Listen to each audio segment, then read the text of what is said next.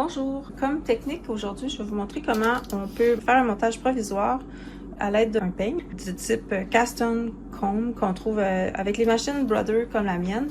Mais il y a peut-être vous avez eu une machine qui n'en a pas de ce type de peigne-là. C'est pas de panique parce qu'on peut faire aussi un montage provisoire d'une autre façon avec un Ravel Cord. Je vais enregistrer cela dans une autre vidéo.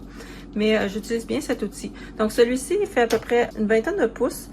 C'est mon plus petit. J'en ai un plus grand, bien sûr, qui peut faire tout le lit de ma machine à tricoter si j'ai à utiliser plus de mailles. Mon fil est déjà passé dans mon chariot.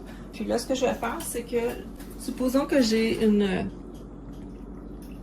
soixantaine de mailles à monter.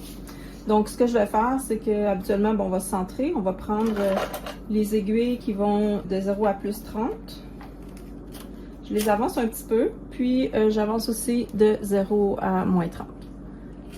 Rendu là, on va vraiment, juste pour le premier rang, c'est un montage provisoire, donc c'est pas esthétique, mais on va aller repousser une aiguille sur deux pour qu'elle ne soit pas en mode opérationnel.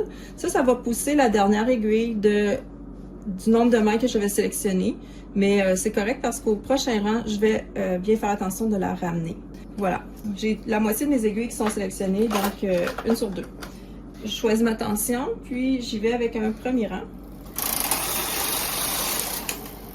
Puis là, ça va bien sûr tricoter dans ces aiguilles-là, passer mon fil. Ensuite, ce que je vais faire avec le peigne, bon, c'est pas vraiment important si vous le placez face à vous, les dents, ou vers la machine. Mais ce qui va être important, je vais agrandir un petit peu. Ce qui va être bien important, ça va être que le fil qui est relié à mon chariot doit, disons, pas être pris dans le peigne. OK? Donc, ici, je vais passer, je vais comme vraiment aller à côté les dents de mon peigne contre les petites tiges ici de métallique. Puis là, j'ai été suspendre mon peigne ici. On voit comme j'ai accroché là, toutes les petites boucles de tricot qui ont été faites. Mais mon fil ici, qui est relié au chariot, reste libre. OK, ça c'est vraiment important. Ensuite, je vais ajouter des poids. Fait que pour 60 mailles, je vais mettre juste 2 poids griffes ici. Puis là, avant de faire le deuxième rang, là j'avance toutes les aiguilles avec lesquelles je veux travailler. Donc j'avais ici, la dernière était déjà une aiguille sélectionnée jusqu'à mon 30, ma 30e maille. Mais ma 30e maille du côté gauche ici n'était pas sélectionnée, donc je dois l'amener elle aussi. Fait que là j'ai vraiment mon 60 mailles. Puis je repasse dans l'autre sens. Voilà, le montage est fait. Après ça, on peut juste tricoter, puis on va avoir notre bande de tissu. OK, donc je vais faire un petit close-up. Donc, comme je vous disais, c'est pas un montage qui est pour l'esthétisme, parce que ces boucles-là aussi, un coup qu'on lâche le peigne, ça pourrait se défaire.